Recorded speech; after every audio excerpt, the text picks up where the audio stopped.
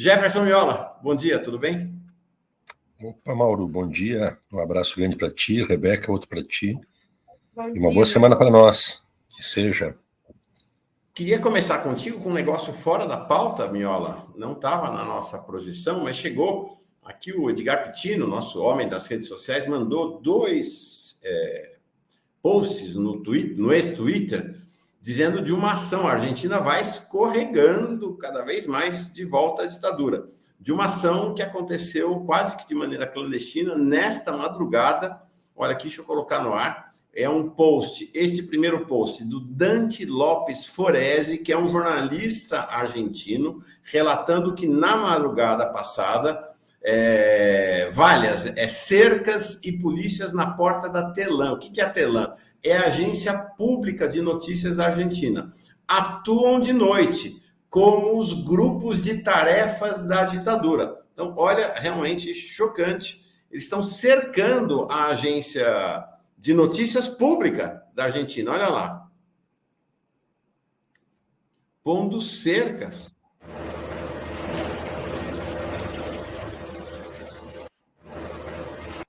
E aqui, um grupo de jornalistas da Telam já se manifestando sobre esse ataque. Olha aqui. É também essa madrugada, deixa eu ver, esse post aqui é de agora das 7h48 da manhã, mas referindo-se ao evento da madrugada. Os trabalhadores da Telam impedidos de entrar na agência de notícias pública da Argentina pelo governo Milei. Vamos ver aqui, tem aqui um texto deles acima, falando, no meio da manhã a entrada da Telam foi vedada para... Da manhã, na verdade, é madrugada, né? No meio da madrugada, não manhã. Foi vedada para que seus trabalhadores não pudessem entrar nas instalações. Um meio de comunicação criado há 78 anos, gente, 78 anos, que é fundamental em todo o país, é fechado por um governo que demoniza os trabalhadores. E aí vai o texto, deixa eu colocar aqui a imagem das trabalhadoras, 3 trabalhadores e 2 trabalhadores da Telam. O sindicato de jornalistas. Então, agora estou vendo aqui, são representantes do sindicato dos jornalistas lá de Buenos Aires. Eles falam aparentemente não da Telam, mas da sede do sindicato de jornalistas de Buenos Aires. E também teria sido alvo dessa operação militar, não. Mauro? Não. Eles estão lá na sede do sindicato de jornalistas denunciando o que aconteceu na Telam, né? Não, entendi. Mauro, o vídeo não está para a gente na tela. Você está colocando na tela? Opa! Desculpa, perdão. Agora tá. Ainda bem que você avisou. Tá aí, de novo. Sindicato de Prensa de Buenos Aires, denunciamos que a polícia está vallando Telam. Nosotros, sus representantes, los delegados, la comisión interna del sindicato está acá defendiendo este medio de comunicación que tiene más de 78 años de historia, donde los trabajadores y trabajadoras vienen todos los días a trabajar. Nos parece que es un atropello a la democracia y a la libertad de expresión. Tá aí. Grave, hein, Miola? Gravíssimo, não é? Porque até me surpreendeu com a notícia, quando tu me mandasse o Twitter agora há alguns instantes, Mauro, porque não havia nenhuma discussão em âmbito administrativo ou judicial que eu tenha conhecimento até exatamente a noite de ontem, domingo, dia 3 de março. E aí a gente é surpreendido com esta operação a uma agência de notícias importantíssima, não só para a Argentina, mas para toda a região. Acompanho muito a Telam há muitos anos, especialmente nesses últimos meses críticos da ofensiva de Israel nos territórios palestinos, tem tido uma atuação bem importante, e é um gravíssimo ataque, não é, à imprensa, à liberdade de expressão. Imagina, estão fechando a Telam em última instância. Aquele cercamento é uma proibição de que os trabalhadores ingressem no seu local de trabalho e, portanto, produzam, não é, informações para a sociedade argentina. Eu acho que isso é uma escalada importante que está tendo. O Milei, ele tem pretensões napoleônicas, eu não diria que as Forças Armadas estão em posições ainda de tomada do poder, não vejo muito assim, né, por maior que seja a selvageria do projeto do Milei. Acho que tem um fator de contenção que são ainda os setores civis da coalizão ultradireitista com o Maurício Macri, que em certo sentido não contém, mas estão no limite do que seria, digamos, a preservação da democracia argentina. A ministra de Segurança, que possivelmente está por trás desta operação, que tem uma mente hiperautoritária, que é a Patrícia Bullrich, ela é uma ex-montoneira, né, uma ex-montoneira que vira de lado, e depois que virou de lado, ela descambou, né, cada vez mais à direita, até chegar ao ponto de uma direita extremada, e ela tem posições super autoritárias. Imediatamente após a arrancada do governo em 10 de dezembro passado, ela já prescreveu uma série de medidas que era a preparação para os sucessivos choques que o Milei estava preparando. Ela correspondeu a essas medidas, né, legislativas que ele estaria adotando com os pacotes, também um plano autoritário de segurança, inclusive com proibição de reuniões e caracterizando qualquer evento que reunisse mais que 3 pessoas como, né, uma reunião conspirativa. Então acho que faz parte desta mente, né, doentia desta personagem e de um projeto econômico ultraliberal que pressupõe para sua viabilidade a violência e a repressão. Então é compreensível que estas medidas estejam avançando neste tom tão terrível e preocupante, porque se dá num contexto de imposição de um projeto ultraliberal que pressupõe, né, uma repressão brutal sobre a resistência popular, que não está aceitando isso, está tendo uma eficiência, inclusive, de pressão popular sobre o Congresso e impossibilitando que o Milei execute a pleno, né, esse plano que é um plano que faz da Argentina terra arrasada. Acho que a gente tem que acompanhar, já pedi informações, viu, Mauro, para amigos nossos da Argentina, para saber exatamente o que está acontecendo. Independentemente de qualquer coisa, é gravíssimo, e eu acho que os órgãos de imprensa, as instituições de imprensa brasileira, né, os grupos privados de mídia, as associações, estão convocadas a se manifestarem imediatamente e denunciar esta realidade e exigir, né, que o judiciário argentino imediatamente reponha as condições da legalidade e do direito de opinião e de expressão na Argentina. Nem Bolsonaro ousou fazer isso aqui no Brasil. Seria o equivalente a tirar, a fechar a Agência Brasil de comunicação. Olha aqui, ó, você vai lá na página da Telam agora, no site do Telam, tá assim. Olha página só. Em reconstrução, ou seja, eles derrubaram a página, não tem mais. Né? Não tem mais. Na verdade, fechar um órgão de imprensa da Argentina. Isso é gravíssimo. É gravíssimo. Miola. Fala, Rebeca, por favor, entra aí. Só uma pergunta aqui rapidinho, Miola. Eu dei mais cedo aqui a notícia de que a pobreza e a miséria na Argentina cresceram quase 60%. E esse cenário é muito semelhante à crise de 2002, quando o ex-presidente Fernando de la Rúa renunciou ao mandato na metade, né, daquele mandato. Embora hoje, né, a situação seja parecida economicamente, o contexto é diferente. Como que você avalia esse cenário lá na Argentina em relação aos próprios argentinos mesmo, né? Como que eles vão agir dentro, você que conhece bem, você que já foi lá? Olha, Rebeca, há um consenso, pelo menos na crônica política progressista argentina, e analistas com os quais eu venho conversando, de que há uma intencionalidade de parte do Milei em agravar esta situação de deterioração da condição econômica, de deixar a inflação escapar o controle totalmente. Ela já passou no mês de janeiro de 25%, há uma expectativa de que ela estoure ainda mais, há uma depressão geral do poder aquisitivo, a classe média argentina, ela vem padecendo enormemente de dificuldades. Outro dia estava conversando com o Mauro, inclusive, sobre essa realidade de profissionais, professores universitários, funcionários públicos, né, setores médios da economia argentina, que tem seu poder aquisitivo corroído dramaticamente na questão de 2 meses. Inclusive com dificuldades de já pagar planos de saúde, aluguéis, sustentar o dia a dia. Essa é uma realidade muito crítica. E segundo eu tenho ouvido, isto é uma intencionalidade do próprio Milei para ele justificar a imposição de um grande choque. E esse grande choque, segundo se avalia, é um projeto de dolarização em que estabeleça uma situação ultra favorável ao capital, em prejuízo de toda a sociedade argentina, porque vai dolarizar nesta condição exatamente, de salários sem poder de compra, né, e os capitais com seus preços de venda, de imposição dos seus valores de acumulação e de reprodução do capital por cima, né?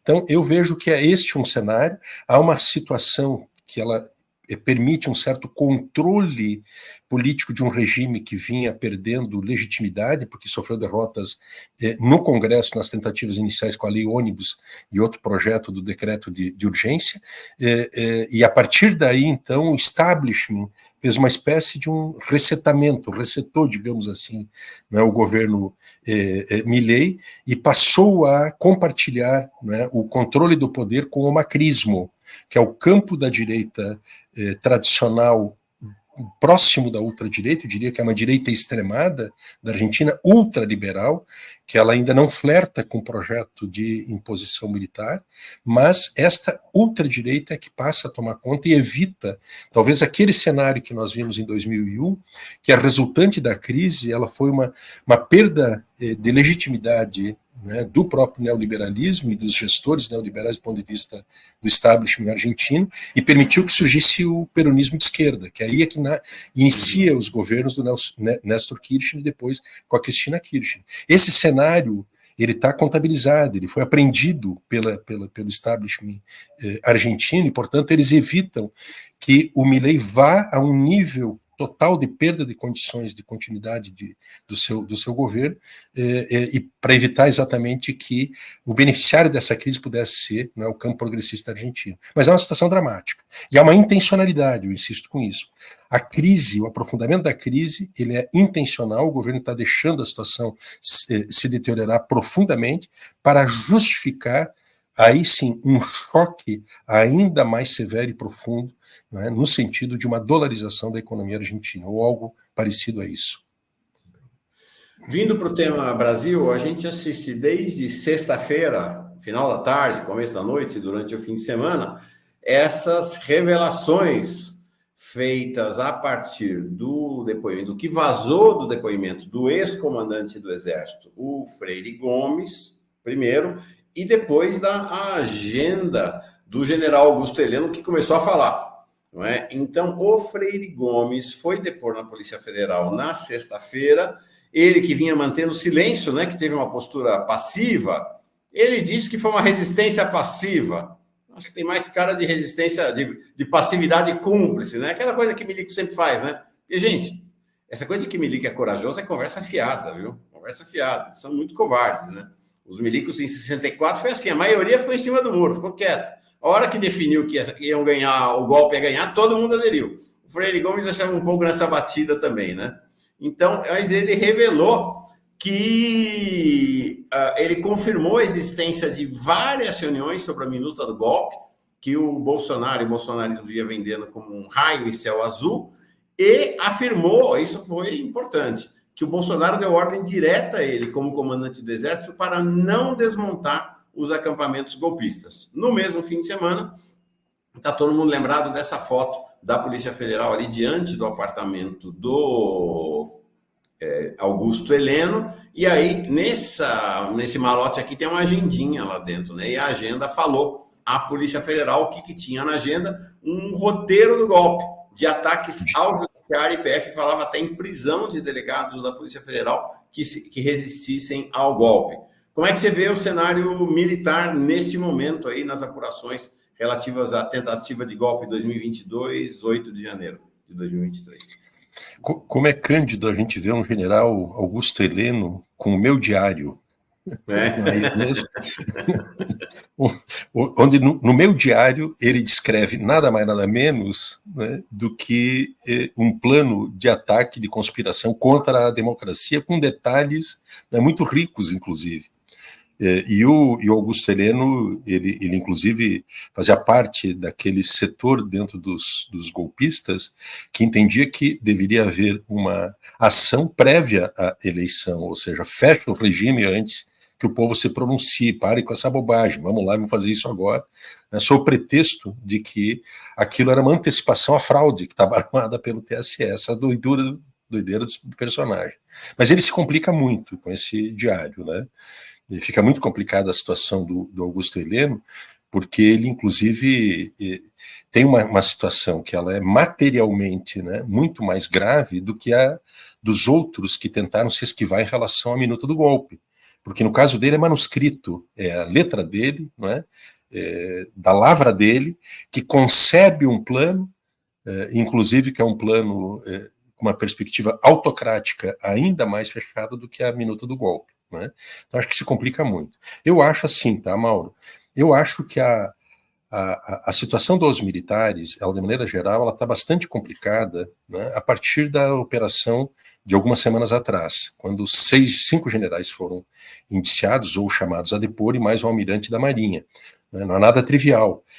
Esta quantidade de militares deste escalão, né, com a patente de oficial general, além dos coronéis, né, estarem submetidos, né, ao escrutínio judicial em relação a atentados contra a democracia.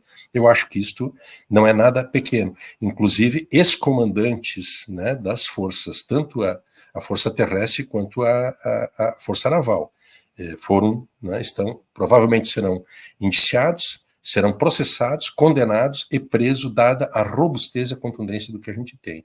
Isto, no entanto, não responde, na minha percepção, a uma caracterização mais totalizante sobre a problemática militar e a tentativa de golpe. Uhum. Por quê? Porque ela circunscreve, ou vinha circunscrevendo, a identificação dos implicados a um punhado de oficiais que, por razões que eu não sei exatamente quais, mas a gente pode até deduzir que são aqueles que tiveram mais proeminência durante o processo nos últimos 4, 5 anos, ou são aqueles que pertencem ao porão do porão, têm menos capacidade de articulação interna, têm menos sangue azul, digamos assim, do que o Exército. Quando eu falo sangue azul, uma comparação imediata é o Mauro Cid, o pai dele, Lorena Cid, que está imunizado. Né? Então, esses, de qualquer maneira, foram pegos. Eu acho que esse cordão sanitário, pelo que eu sei, tenho escutado, inclusive, ele gerou desacertos e tensões internas na caserna. A expressão dessas tensões internas, ela é a do general Teófilo, que o general Teófilo, ele depôs na semana passada, e neste depoimento ele invoca o princípio da obediência à hierarquia para dizer que para justificar a participação dele em atos criminosos durante o governo Bolsonaro. Não sei se você recorda disso. E ele diz: eu reuni sim com o Bolsonaro para tratar do plano de golpe a mando do meu comandante, que é o comandante-geral do Exército, o general Freires Gomes. E eu fui lá para reunir com o Bolsonaro, portanto, mandatado e ordenado pelo meu chefe. Quando ele invoca isto, Mauro, a leitura que eu faço é que ele arrasta a instituição para a cena do crime. Ele não trata mais de uma atitude individual. E este gesto de atrair a instituição para dentro para a cena do crime, ela tem uma mensagem explícita, que é: as Forças Armadas institucionalmente estiverem implicadas com tudo o que aconteceu. E, portanto, o recado implícito, que chega a ser até uma chantagem, é: ou salvemo-nos todos, não é? Ou vamos todos para o inferno. Isto cria uma chantagem interna. O depoimento do Freire Gomes, na minha percepção, ele é um depoimento que, para ser aceito como válido, ou ele depende de uma enorme generosidade do sistema judicial brasileiro, policial judicial brasileiro, porque ele, notadamente, no mínimo ele teria prevaricado. E se ele testemunhou crimes, e ele como um oficial das armas, né, que tem uma função, inclusive na invocação do artigo 142, que eles tantos defendem. Se fosse para ser a garantia dos direitos dos poderes constituídos, ele deveria dar uma voz de prisão, segundo o critério deles, inclusive. O critério Agora, deles Viola, reforça ainda mais. Oi? Viola, desculpa te cortar seu raciocínio. Mas como você vê essa questão da anistia, né? Ainda falando sobre esse tema, depois do ato de domingo, né? Como você viu o desenrolar desse pedido da não anistia na semana passada? Sim. Aí pode Eu já te respondo e só concluo. Então, o Freire Gomes, ele ou dependeria de uma perspectiva muito generosa de parte do sistema judicial e policial para dizer que ele não cometeu o crime, ou então ele dependeria desse acordo geral, esse cordão sanitário que imuniza alguns militares em detrimento de outros, né? Porque até, convenhamos, ele, além de ter subscrito um comunicado ofensivo das Forças Armadas, os chefes das 3 forças, no dia 11 de novembro, defendendo a manutenção dos acampamentos na frente do quartel-general do Exército, dos outros quartéis em todo o país, né, e desobedecendo uma ordem judicial, ele, no dia 29 de dezembro, vejam só, 2 dias antes de terminar o governo, ele se opôs, ele impediu a remoção dos acampamentos. E isto foi fundamental para que no dia 8 de janeiro, já durante o governo Lula, né, a horda dos criminosos saísse do acampamento, que ele exigiu que fosse mantido, para fazer tudo o que fizeram, que a gente viu. Então, veja que é muito difícil, inverossímil essa posição do Freire. A gente não conhece o depoimento.